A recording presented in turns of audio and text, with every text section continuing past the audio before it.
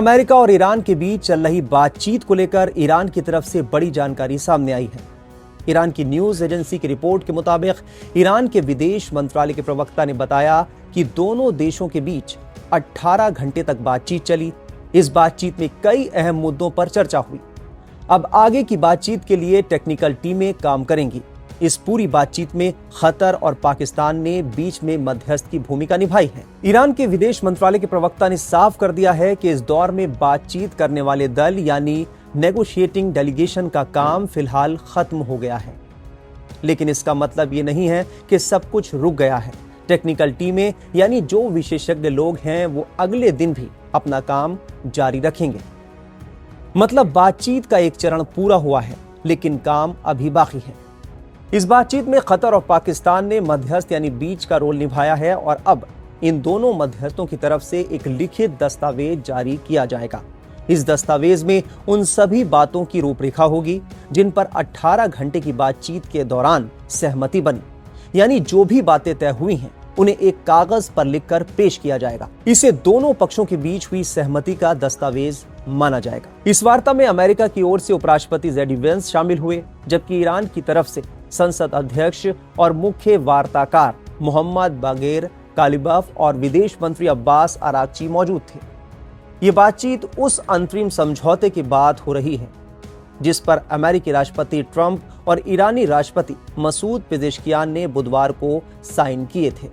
बैठक शुरू होने से पहले गालिबफ ने कतर और पाकिस्तान के प्रतिनिधियों से अलग से भी मुलाकात की। ईरान ने वार्ता से पहले साफ कहा कि बातचीत में आगे बढ़ने के लिए अमेरिका को पहले समझौते की शर्तों का पालन करना होगा। ईरान का कहना है कि अमेरिका अभी तक लेबनान में इजरायली हमलों को नहीं रुकवा पाया है।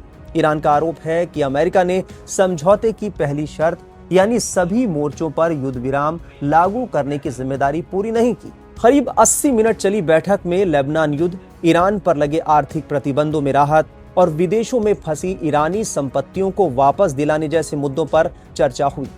ईरान ने दावा किया कि उसके तेल निर्यात पर प्रतिबंधों में छूट देने का एक मसौदा तैयार हो गया है। वहीं कतर की मदद से ईरान की फ्रीज की गई संपत्तियों को जारी करने पर भी बातचीत हुई है। उधर अमेरिकी उपराष्ट्रपति जेडी वेंस ने कहा है कि ऐसी कठिन बातचीत में मतभेद होना सामान्य बात है और बातचीत आगे बढ़ रही है। इस विवाद के चलते दोनों देशों के प्रतिनिधियों के बीच प्रस्तावित ज्वाइंट फोटो और हैंडशेक कार्यक्रम भी रद्द हो गया। उधर लेबनान में हालात कुछ शांत रहे, लेकिन इजरायली प्रधानमंत्री बेंजामिन नेतन्याहू ने साफ कहा है कि दक्षिणी लेबनान में बनाई गई सुरक्षा पट्टी को इजरायल फिलहाल हटाने वाला नहीं है। बैठक में एक हाई लेवल कमेटी बनाने का भी फैसला किया गया है। यह समिति पूरे वार्ता प्रक्रिया की निगरानी करेगी और राजनीतिक स्तर पर दिशा तय करेगी। अमेरिका और ईरान के मुख्य वार्ताकार नियमित रूप से इस कमेटी को बातचीत की प्रगति की जानकारी देंगे। हाई लेवल कमेटी ने 60 दिनों के भीतर अंतिम समझौते तक पहुंचने के लिए एक रोड मैप भी तैयार किया है। इसी के आधार पर आगे की तकनीकी वार्ताएं तुरंत शुरू होंगी। ये ग्रुप ईरान के परमाणु कार्यक्रम, आर्थिक प्रतिबंधों, निगरानी व्यवस्था और विवादों के समाधान जैसे मुद्दों पर काम करेंगे। इनका मकसद एमओयू को सही तरीके से लागू करना और अंतिम समझौते तक पहुंचना होगा। दोनों पक्षों ने हॉर्मुज स्ट्रेट में किसी भी तरह की गलतफहमी या टकराव से बचने के लिए एक सीधा कम्युनिकेशन सिस्टम बनाने पर भी सहमति जताई है, ताकि इस अहम समुद्री मार्ग से गुजरने वाले व्यापारिक जहाज सुरक्षित आवाजाही कर सकें।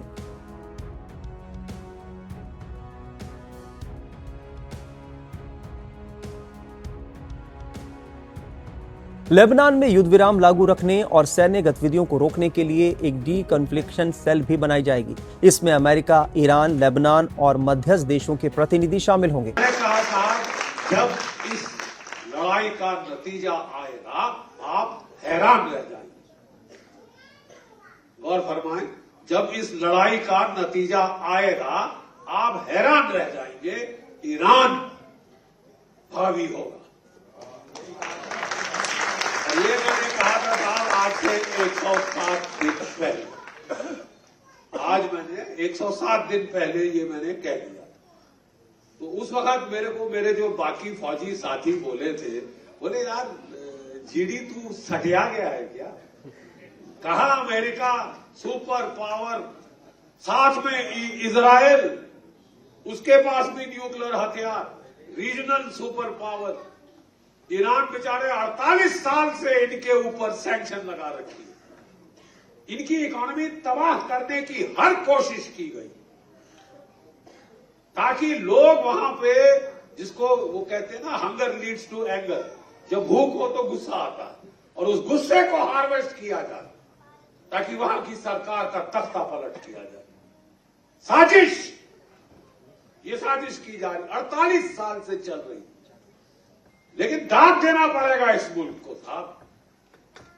आपको कदर करनी पड़ेगी इनकी जो शहादत, जो कुर्बानी जो इन्होंने दी, और इनकी शहादत कुर्बानी की वजह से जो थर्ड वर्ल्ड की इज्जत है वो बरकरार रखी है साहब। इन्होंने वो बरकरार रखी है। और हमें फौज में अगर एक चीज की हम लोग बहुत कदर करते हैं, वो है हिम्मत की, वो है शुजात की। हिम्मत की, शुजात की कदर फौज में की जाती है, चाहे हमारा दुश्मन ही क्यों ना दिखा रहा हो। लेकिन अगर वो अपने मुल्क के लिए, अपने नमक के हक अदा करने के लिए सर कुर्बान कर रहा है तो उसकी इज्जत करते हैं, चाहे दुश्मन का भी हो, चाहे दुश्मन का भी हो। ये हम जानते थे कि ये बहुत पुरानी सभ्यता है। और अगर मैंने बड़े धमके की चोट पे कह दिया कि साहब ईरान की फतेह होगी, ईरान का पलड़ा इस लड़ाई के बाद भारी साबित होगा, तो लोग बोलने लगे तू सटिया गया है, हो ही नहीं सकता, क्या बकवास कर रहा है। मैंने कहा आगे आगे देखे जाओ, ठीक है। इजराइल से एक सज्जन, ठीक है, एक महानुभाव, वो भी मेरे साथ टीवी पे थे, बोले 48 घंटे में ईरान खत्म, घुटने टेक देगा। आयतुल्लाह खुमैनी साहब को मार डाला, 80 साल की उनकी बेचारी बेगम को मार डाला तुमने, उनके बेटे, उनकी बेटी, उनकी बहू को मार डाला। मेरी भी बहू यहां बैठी, इसका लड़ाई से क्या सरोकार। अब हफ्ते बच्चे मार रहे हैं और उसके बाद टार्जन, गुंडोलो, क्रीक बने, औरतें 168 बेटियां मार डाली। अबे लानत है तुम पे, तुम लोग बस पानी में जाके डूब कर मर जाओ। लानत है तुम बच्चियां मार रहे हो, तुम हारोगे क्योंकि तुम गुनाह कर रहे हो। उस मालिक की नजरों में तुम गुनहगार हो, इंसानियत की नजरों में तुम गुनहगार हो, और तुम गुनहगार। अरे मासूम बच्चियों को कौन मारता है यार, हैवान ही है कोई जो उसको मारे, एक छोटी सी बच्ची को मार डाले। तुमने एक नहीं मारी साहब, 168 मारी है मिनाज में, और वो तो एक जगह थी, मैं आज आपको इस जंग के कुछ जो नुक्ते हैं वो समझाना चाहता हूं एक फौजी अफसर के तौर पर। ठीक है साहब, जब ये लड़ाई शुरू हुई मैंने किस बुनियाद पे कहा कि अमेरिका नहीं जीत सकता।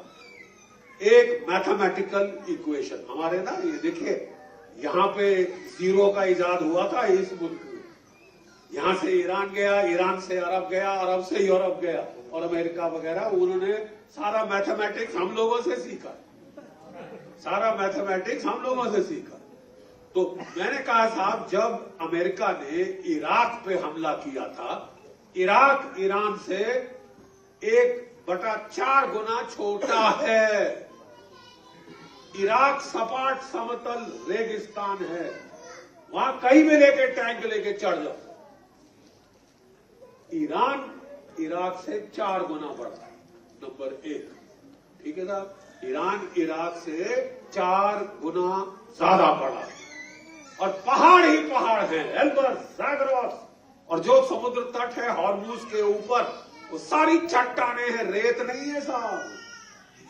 वो चट्टान पे हमला करना, बड़ी बड़ी फौज के फाख्ते उड़ जाए, और 48 साल से ये लोग तैयारी कर रहे हैं इस जंग की। बयान में कहा गया है कि बर्गन स्टॉक में पूरे हफ्ते तकनीकी स्तर की बातचीत जारी रहेगी। कतर और पाकिस्तान ने भरोसा जताया है कि बातचीत सकारात्मक माहौल में आगे बढ़ेगी और 60 दिनों के भीतर एक अंतिम समझौते तक पहुंचने का रास्ता तैयार होगा।